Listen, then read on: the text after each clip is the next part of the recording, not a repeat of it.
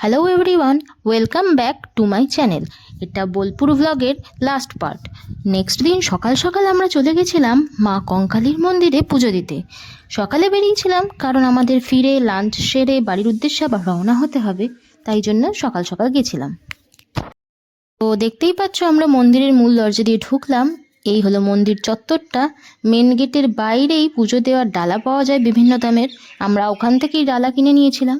মন্দির চত্বরটা খুবই নিরিবিলি আর গাছপালায় ভর্তি।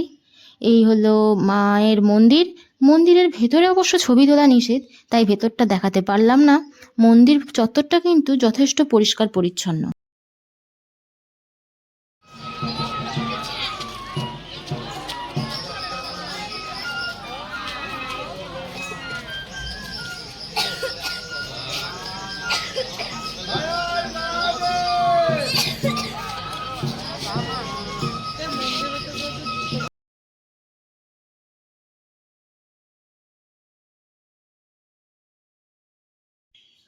মন্দিরের পাশে এই যে জলাশয়টা দেখতে পাচ্ছ, কথিত আছে সেখানে সতী মায়ের কাঁকাল পড়েছিল, তাই এই জলাশয়ের জল অত্যন্ত পবিত্র বলে মনে করা হয়ে থাকে।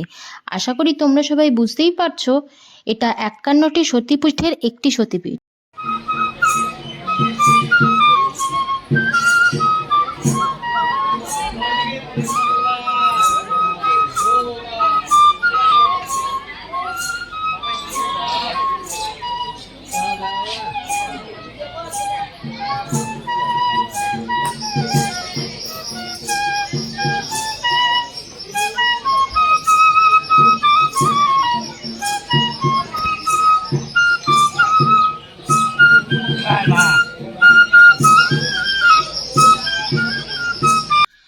মন্দিরের পেছন দিক দিয়ে বয়ে চলেছে কোপাই নদী।